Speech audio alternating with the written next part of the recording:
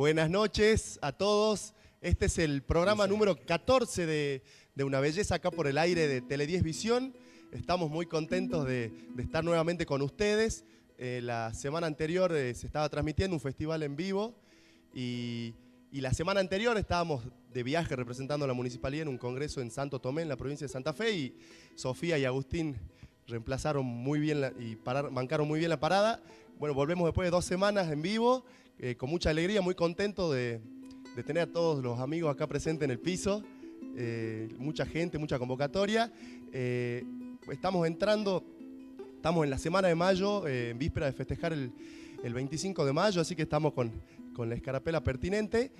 Por eso mismo la consigna del programa de hoy, la consigna del mes de mayo, es una belleza en paisajes argentinos en conmemoración del Cabildo Abierto. Así que manden fotos con paisajes argentinos al fanpage, que es Una Belleza, de Facebook. También pueden hacerlo a través del correo electrónico, que es unabellezasalta@gmail.com. También a través de mensaje de texto o WhatsApp al 155 360 742. A ver, Facu, la placa que salga.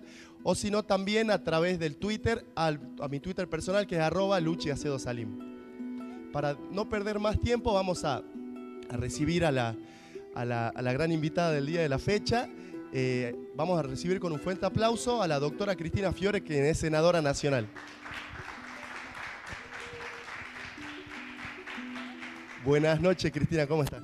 ¿Qué tal? ¿Cómo estás? Buenas noches, un gusto. Bueno, yo por ahí no sé si tutearte o no. Sí, sí. Contemos a la gente, yo, al igual que Facundo, tuvimos el honor de que seas profesora nuestra en la Católica, en la carrera. Lo cual, convengamos que para mí es medio incómodo, porque ya tener un alumno de determinada edad, que ya es un hombre independiente, que tiene su programa, ¿cuánto tiene la vieja constitucional? Es una cosa espantosa, así que por ahí podríamos obviar el detalle. Ayer nomás fui profesora de Cristina Luciano. fue profesora de Derecho Constitucional. Nosotros, cuando estudiábamos Relaciones Internacionales, una gran profesora junto con Fernando Sarabia Toledo. Ah, sí, con Fernando, sí. Fernando fue profesor mío. Así que imaginen la edad que tiene Fernando. Ha sido profesor mío y ahora compartimos juntos la cátedra. Si después me escucha me va a matar, pero lo digo con todo cariño, la verdad que una gran persona y un excelente profesor. Bueno, Cristina, la idea de este ya clásico mano a mano de los primeros bloques del programa es por ahí mostrar el perfil poco conocido, digamos, de las figuras o de los actores que nos representan a nivel político, social o cultural, y por ahí sacar un poquito cuestiones un poco más íntimas relacionadas a lo que uno piensa en relación a ciertas cosas. Para vos, ¿qué es la política y cuándo te surgió el interés de participar y participar en política y cuándo te despertó ese bichito de trabajar por los demás? Sí, cómo no. Bueno, la verdad que yo quiero ser política desde muy chica. A los 15 años, me acuerdo clarito, leyendo un libro de historia, de Editorial La Z, veíamos la Primera y la Segunda Guerra Mundial y justo estábamos estudiando eso. Y cuando yo leía el tema de la Segunda Guerra, me di cuenta que lo que estaba atrás de todo ese tipo de decisiones son decisiones políticas. Decisiones políticas que pueden lanzar a un país a la guerra, que pueden generar un espantoso holocausto, pero también decisiones políticas que pueden salvar vidas, que pueden construir un mundo mejor. Entonces, bueno, yo desde chiquita quería ser abogada porque creo profundamente en el tema de la justicia y la transformación a través de la justicia. Entonces, bueno, yo quería ser fundamentalmente abogada. Y después digo, bueno, pero ¿para qué voy a ser abogada y pelear por la justicia de un caso concreto cuando en realidad desde la política se pelea por la cosa justa de mucha más gente que de una sola con la que uno está tratando? Entonces de ahí hice un clic, cambié y desde los 15 años que yo quiero ser política. De hecho, yo salía del colegio y me iba a escuchar las sesiones a la Cámara de Diputados y ahí lo conozco a Fernando Sarabia Toledo, que vos mencionabas recién, y me paraba atrás, digamos, a escuchar las sesiones, a escuchar los debates. Y empecé a leer un poco más, leer de historia argentina, de derecho político. Creamos un partido chiquitito, yo había buscado cuáles eran las leyes para crear un partido político, me dedico a la ley de partidos políticos, me di cuenta que a los 15, 16 años tenía, estaba en cuarto año del secundario, no podía crear un partido político porque era chica, pero sí podía juntar los que se llamaban adhesiones. Entonces hicimos un partido que se llamaba Progreso y Renovación, y pedí un montón de adhesiones y demás, entonces buscaban de los profesores, compañeros y demás, compañeras en realidad, pues yo iba al Colegio de Jesús, éramos todas mujeres, aburridísimo, todas mujeres. Sí. Y bueno, y ahí empecé con la firme decisión de ser política. A los 18 comienzo la carrera de Derecho. Mi mamá me había dicho, no vas a dedicarte a la política hasta que te recibas. Pero a los 19 Fernando me invitó a participar en el Partido Renovador de Salta, que además era el partido dentro del cual yo quería participar, por esto de ver los debates y demás me identificaba mucho con diputados, con legisladores de ese partido. Así que bueno, me metí en política, después fui diputada muy jovencita, a los 21 años. Diputada provincial a los 21. Diputada provincial a los 21, por idea de Fernando. Éramos tres, él era primero. Segundo estaba el doctor Pérez Alsina, que dejó de ser hace poquito senador nacional. Y en tercer lugar yo, era el tema de la lista Sábana. A él lo querían mucho, así que lo votaron un montón y yo caí, digamos, de sorpresa, entré yo a la Cámara de Diputados. Qué bueno, qué linda experiencia. ¿Y ya estaba la ley de cupo? No, todavía... Sí, ya había empezado la ley de cupo, estaban los primeros estrenos. Y la verdad que yo en un principio, cuando me hablan de la ley de cupo, no estaba muy de acuerdo, porque yo creo que uno tiene que estar en un cargo público o acceder a determinados lugares en virtud de los propios méritos, sin importar el sexo de la persona, la religión y ese tipo de cuestiones.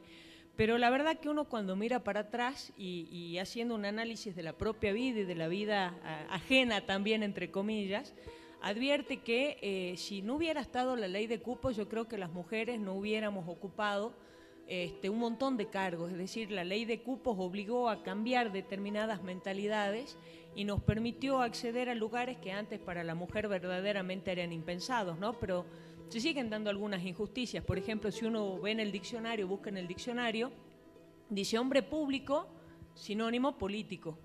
Mujer pública, prostituta. Entonces sigue siendo todavía para las mujeres algunas cosas medio complicadas. Claro, pero por ahí el hecho de haber obligado a través de la ley de cupo, se pudo demostrar desde adentro, digamos, las capacidades reales y las virtudes que tenían. Sí, incluso vos sabés que se hizo un estudio muy interesante en el Congreso. Muchísimas gracias. Gracias. En el Congreso de la Nación se hizo un estudio muy interesante de cuál ha sido la influencia de la participación femenina en las leyes. Y resulta que dio como digamos, la conclusión que se sacó con eso, que todas las leyes vinculadas al derecho de familia, por ejemplo, tema de adopción, tema de tenencia de hijos, tema de régimen de alimentos, tenían como autoras a mujeres.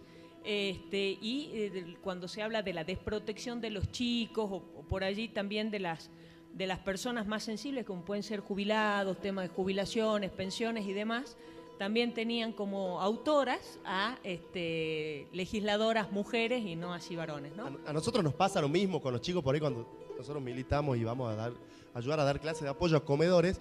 Generalmente cuando uno escribe y postea en Facebook que se necesitan voluntarios o voluntarias, generalmente la mayoría son chicas, digamos. Sí, la participación se da. A mí la verdad no me gusta mucho distinguir entre hombres y mujeres, creo que debemos ser un complemento. Somos distintos, pero nos necesitamos ambos y creo que es un complemento. El hombre aporta un montón de cosas y la mujer aporta otras cosas diferentes. Y creo que esa es la riqueza del trabajo en conjunto de los dos géneros, ¿no? Seguro. Contanos un poquito tu labor parlamentaria ahora que sos senadora nacional. ¿Con qué proyecto estás trabajando? ¿Con qué se está trabajando?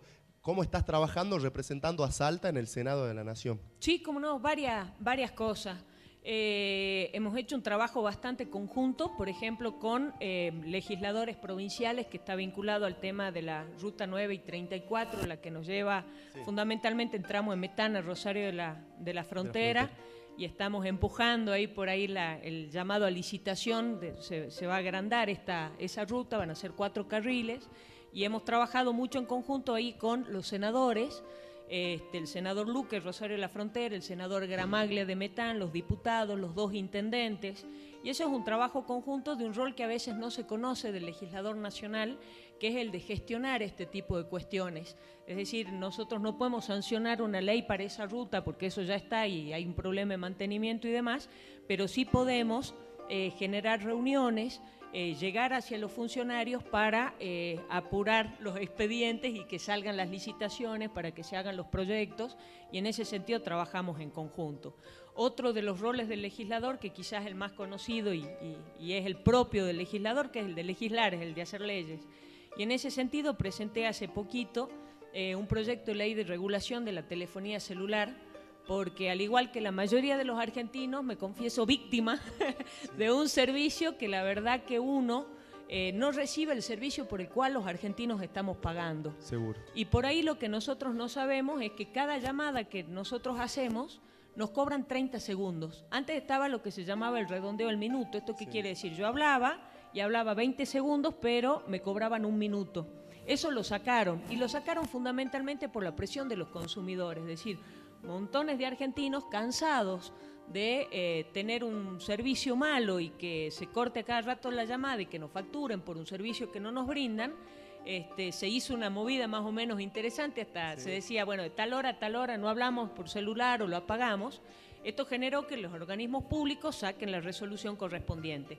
Lo que no se sabe es que ahora nos cobran, ya no el minuto, pero sí los 30 primeros segundos. No es, claro, la gente por ahí piensa que se cobra por, si llamas 14 segundos, te cobran los 14 segundos. No. Se redondea a 30. A 30, los 30 primeros segundos, con lo cual esto que está pasando últimamente, que uno llama y se corta, nos están facturando bastante, porque claro, si yo te llamo y vos me decís hola y se cortó, me cobraron 30 segundos por más que la llamada haya sido de medio segundo porque se cortó la llamada.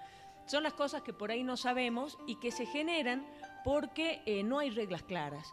Es decir, la telefonía celular está desregulada, se sacan de vez en cuando alguna que otra resolución, pero las reglas de juego, cuáles son los derechos que nosotros tenemos como usuarios, las obligaciones que tiene la empresa prestataria, cómo se tiene que fijar una tarifa, a dónde reclamar, qué es lo que tienen derecho a cobrarnos y qué no, dónde nos podemos quejar, es algo que no está reglamentado.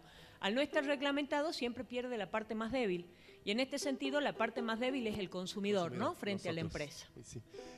Uno por ahí cuando ve las ganancias extraordinarias que tienen la telefonía móvil y además que el servicio deficitario, con justa razón el usuario se queja, así que yo creo que el de ser tratada de que se legisle en relación a la telefonía móvil va a ser algo que la gente se va a ver muy beneficiada. Sí, si Dios quiere, digamos, hay un número bastante interesante.